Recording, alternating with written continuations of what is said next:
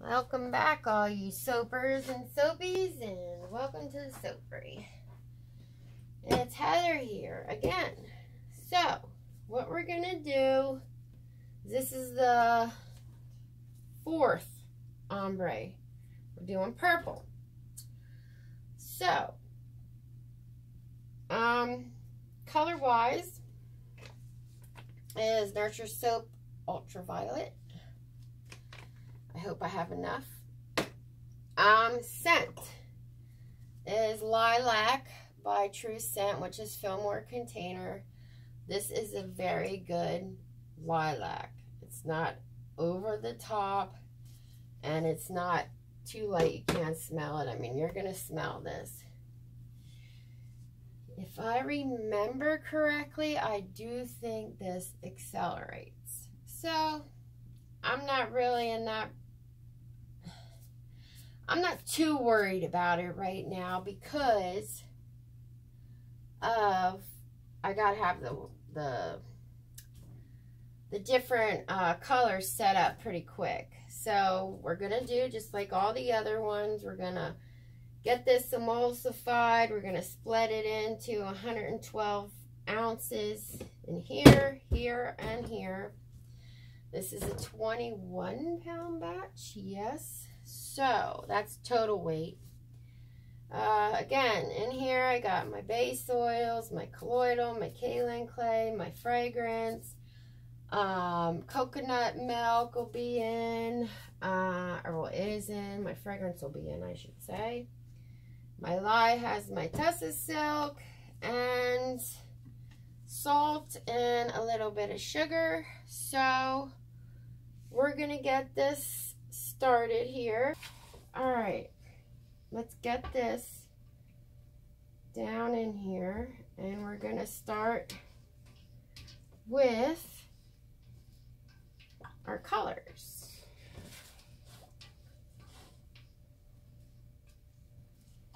All right, get this guy in there. Okay. Well, it's one color. It's just going to be the amount that I use. So in here, I need 2 tablespoons. I hope I have enough. I might just make it 1.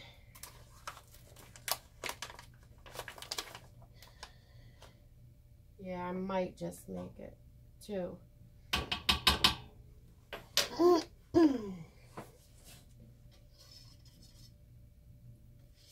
Get this purple mixed in here.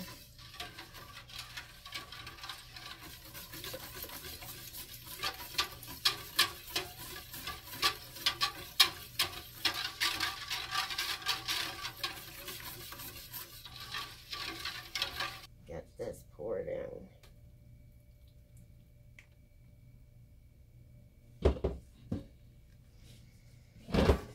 Good old florals are famous for setting up quick. If you don't know that and you're a beginner, I suggest you don't start with anything floral and go by the reviews that say whether this puppy accelerates or whatever, rices. Stay away from those until you get better at making soap, then venture into that, because I'm telling you, if you're just getting used to making soap, it's enough to remember to begin with than to be messing around with having to hurry up, get it in, how to beat it out if it's ricing and accelerating. I wouldn't waste my time. Like, see, that's already setting up.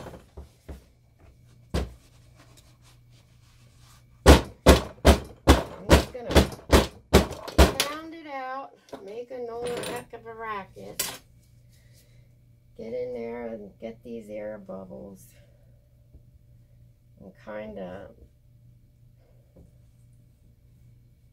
move this around. See, it doesn't take long. Okay, so let me get my color. Now I need a tablespoon, just 1. I hope I have it.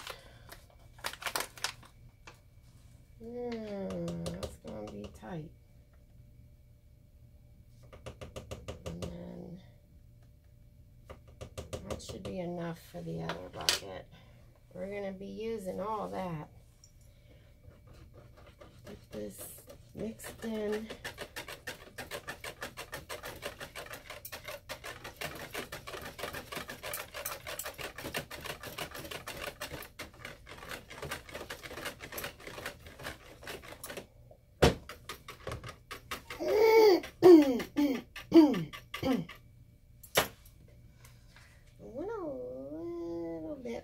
Purple, because that just seems like not enough variation. I mean, too light, too quick, I should say. That's better. Okay, get this in here because it is moving. Break the fall a little, which is not going to puncture through that anyway. It's too hard. All right. Purple will come back. So I know it looks kind of grayish, but it'll come back. I think I'm just going to sprinkle some in here and see what we get, because there's not much left.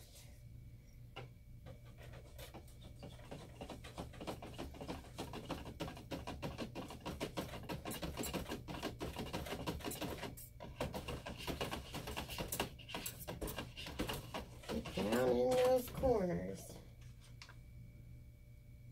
There's not much left.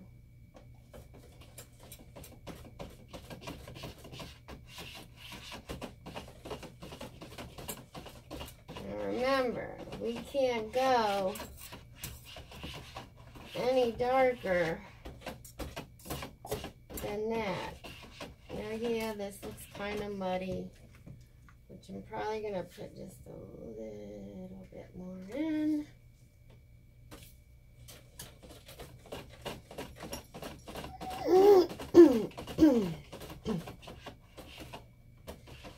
Let's get this stick blended and we'll see where we're at. Now let's just see, this is like stiff. So all we got to do is bash this down a little, make some divots. Not too deep, but you want some divots. At least I'd want. I mean, you could do this straight too, you know, put some mica lines in between. Whatever you want to do. If you go down too deep, just make sure you're not into that next layer. Alright. Just kind of plop it up here and there. Alright, now let's get this one in. Oops, forgot to take this out. Dumb me.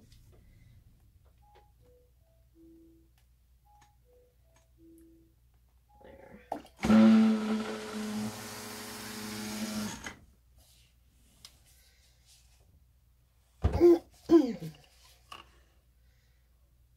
Get this poured on. You definitely can tell the difference.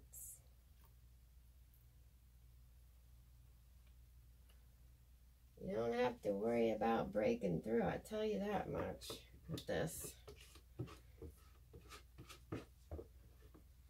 So, if you're looking for a lilac that is workable, smells good, it's not over the charts power. I mean, because some of the lilacs, man, they are just way too strong.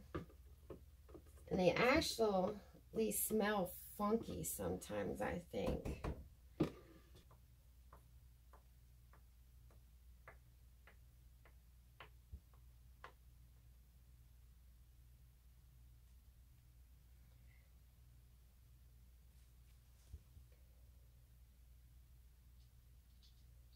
Wait, doing it the wrong way. Let me go through and redo this. I need that piled up higher.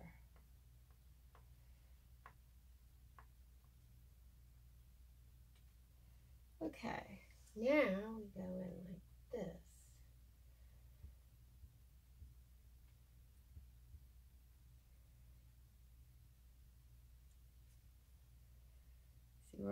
close to the part where if I would have waited any longer, it wouldn't have been manageable. So this is where we kind of got to work fast.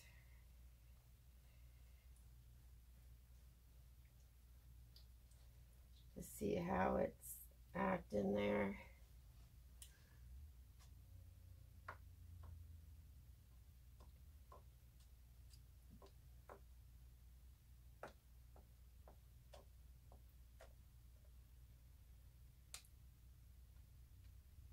Okay, so now I just kind of go in and make sure it has that little bit of a top to it.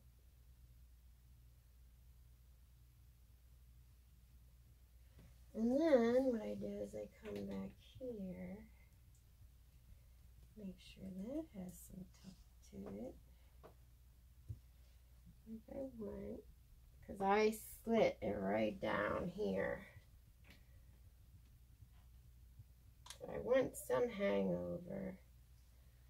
Okay, then I have to make sure that I'm not going to cut all this off. And I don't want it over too far into this that I'm going to cut it off. So I just go back through and pat it up, and we call it a day.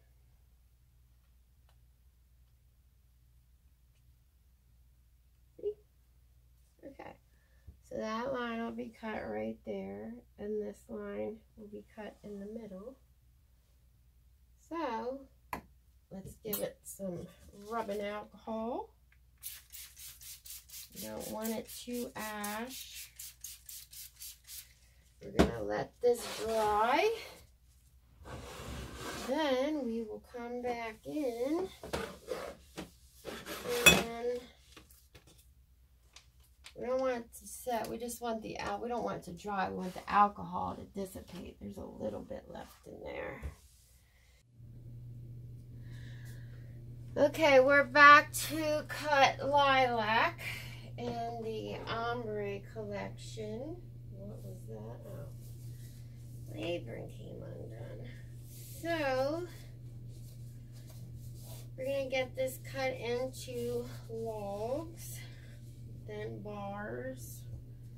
Excuse me a second, I have to take a drink.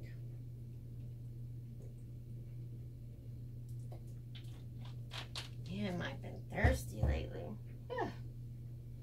Okay. So, if this looks like a disaster, it's because it is a disaster today with everything around because, excuse me, I have a lot going on right now. I'm trying to get all my batches that I made cut up and get on the cure rack. I'm trying to rebatch. I made a blue one of these. You will never see that blue one, but I'm going to be making a different blue one. You will never see the blue one because it was, I don't know what happened with that, but I don't know if I was not with it and didn't mix the oils right, but the bottom had most of the lye in it for some reason.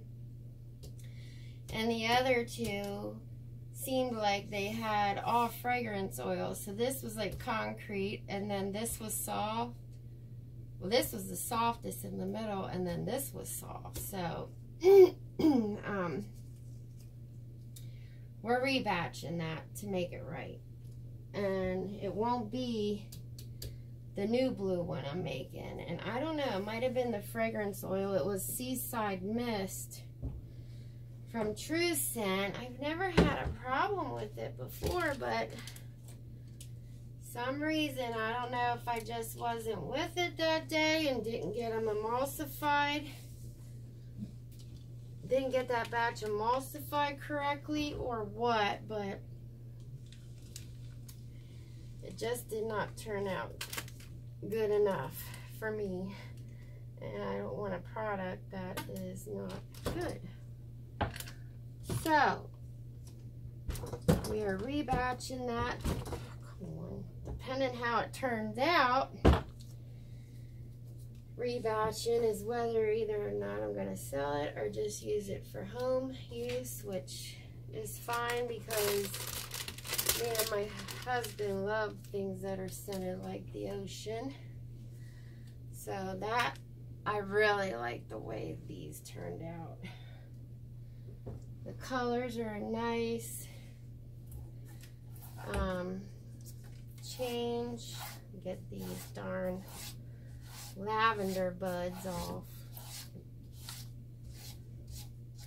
I love lavender. I was gonna call this one Lilac and Lavender. There's no lavender fragrance oil or essential or anything in it. It is just the lilac, but next time I'm thinking that I might blend it with a little bit of lavender and see how that turns out. I'm just putting the lavender because I have lavender on top of this one. So, and I think it looks really pretty with the purple. This lavender's purple. Well, the one everybody's used is just purple. I know they have different colors of lavender now, which I want to get because I love lavender. I really want to plant a lot of annuals this year in my garden. I usually plant a lot of annuals like in buckets and hanging baskets and stuff, but this year I know I'm not going to have as much time in my garden, or in my flower garden I should say.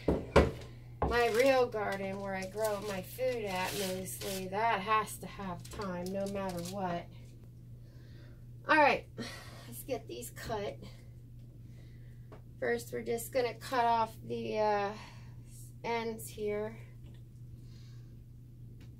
And then we'll have to flip it because I have to get a new bar cutter because this one is just not for high tops or tall skinnies. It just does not, you know, skim the, it always hits the top, so that's why I always have to turn it over, which is no big deal, but I want to get a multi-bar cutter, but I know they have the same issue unless you get one for high tops. So I really love the way that this turned out. It is really, really, really beautiful.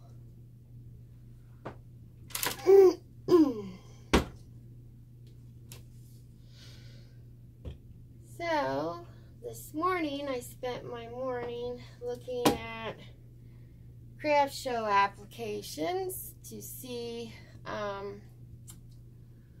what shows I'm gonna do this year. Is it me or is it just Pennsylvania? Let me know, guys, down in the comments. Have craft show fees gone up in your area? Because oh my god, when I used to do them, now this is a while ago, they used to not be as expensive as they are now. I mean, it's ridiculous, some of these shows, how much they charge to get in. I mean, I understand, like, you know, week-long shows and stuff like that, that you're going to be paying the money.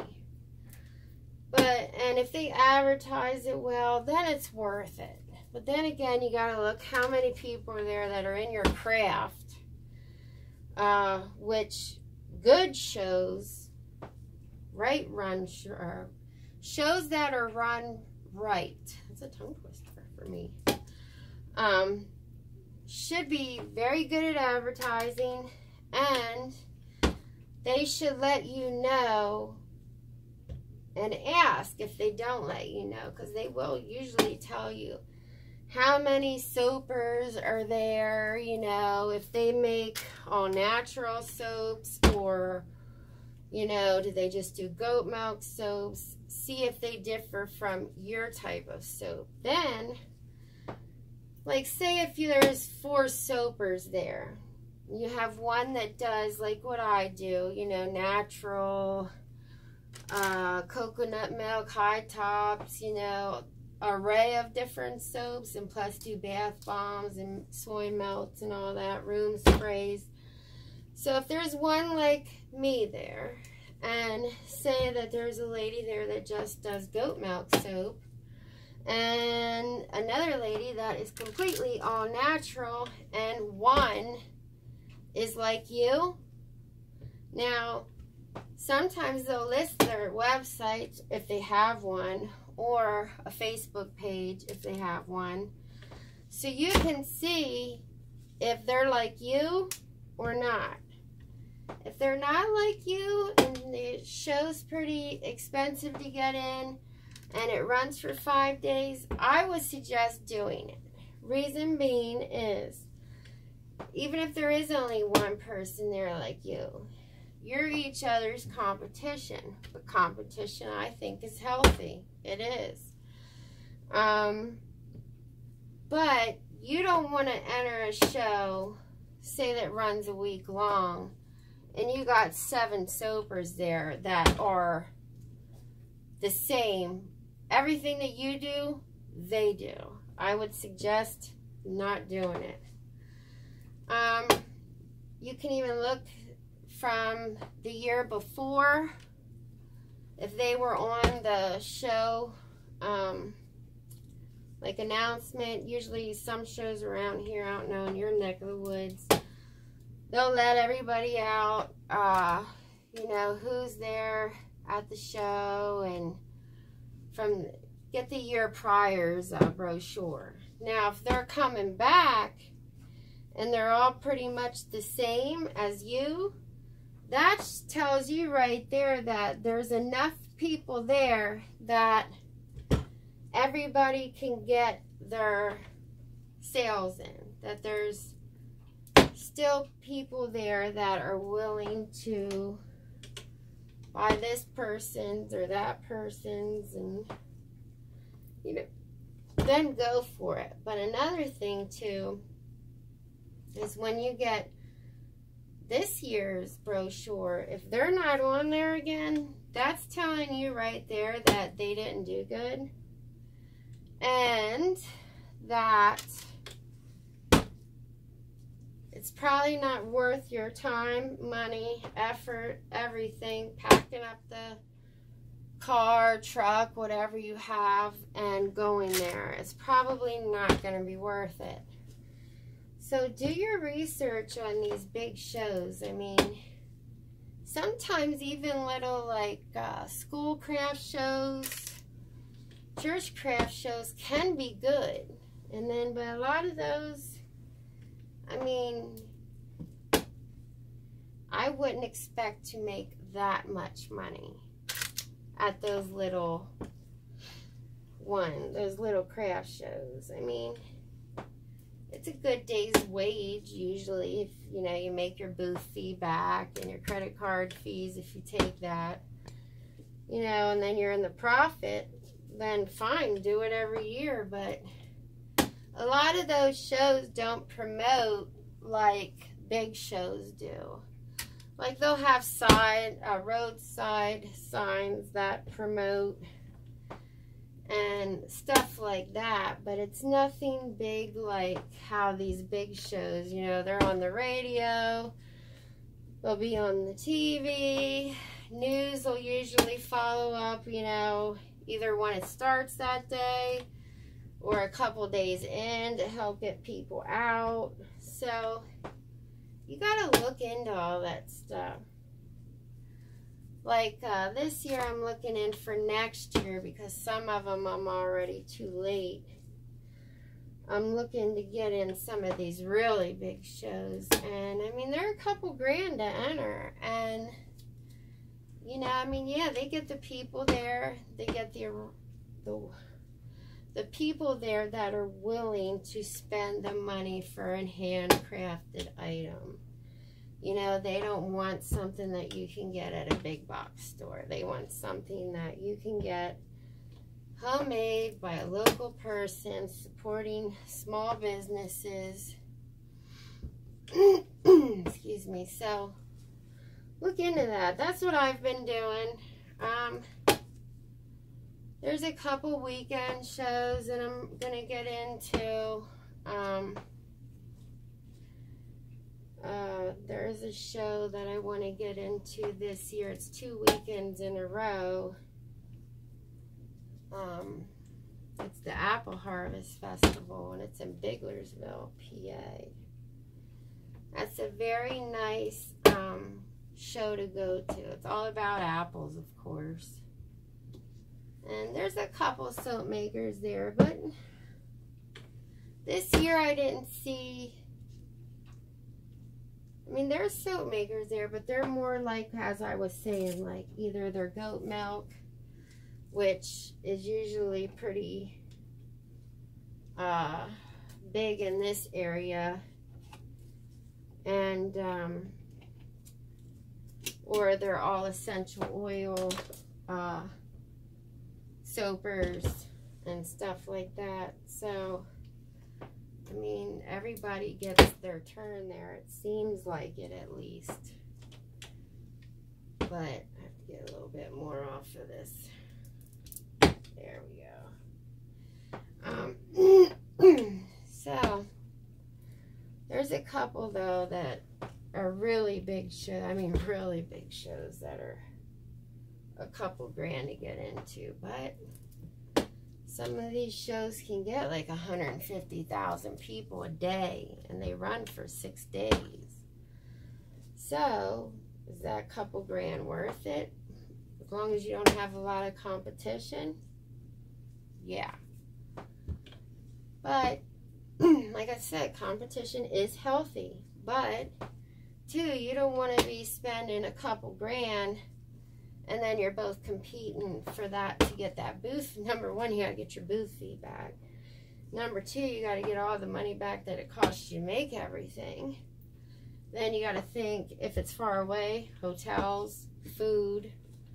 And usually those big shows, you know, they have a couple bathrooms here or there or whatever. But, you know, everybody has to go to the bathroom. So, you might have to hire help just to cover, you know, if you get really busy, to help you out, put stuff up, restock items on your table, you know, and all that good stuff. And bathroom breaks. Because it does really suck not being able to eat, number one, if you're busy. Number two, you know, is going to the bathroom. Especially because in those places, I don't know about you, especially if they're indoors, it gets so darn hot because of all the people.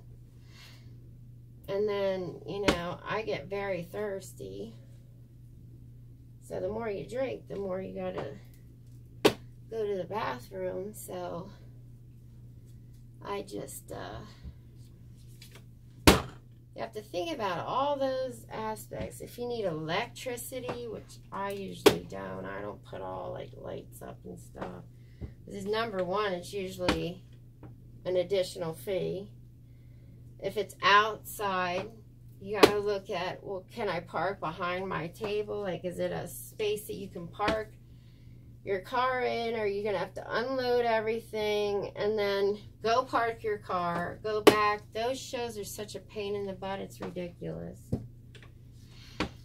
Especially the older you get, the more you just want to be like, oh God, another one of these. But hey, I am doing one of those this year because it is a really good show, but it is a pain in the butt to unload everything and all that crap. So I'm sorry I talked through that whole thing. I'm just trying to help you guys out a little bit that are starting and you're just thinking about maybe doing some shows, you know, what to look for, and stuff like that. But hey, if you don't want to hear it, you know, just fast forward it. I wish everybody would listen to everything because it could help you out.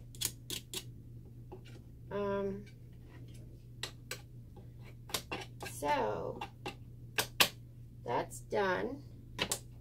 And this is Lilac Ombre, Gradient, whatever you want to call it, soap. This will be on the website the end of March.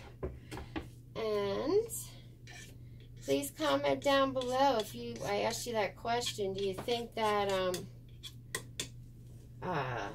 shows that the application or the entrance fee, I should say, are they going up in your area or what? Because around here they're going up. So let me know down below. I'd be interested in reading if it's going up everywhere or if it's just going up in my neck of the woods. So again, please like, share, subscribe. Please subscribe and hit that like button, and also hit that bell. That will let you know when I upload a new video. It's greatly appreciated. It does help me out a lot. Yeah, leave the comments down below. I will get back to you. I definitely will. I answer all my comments.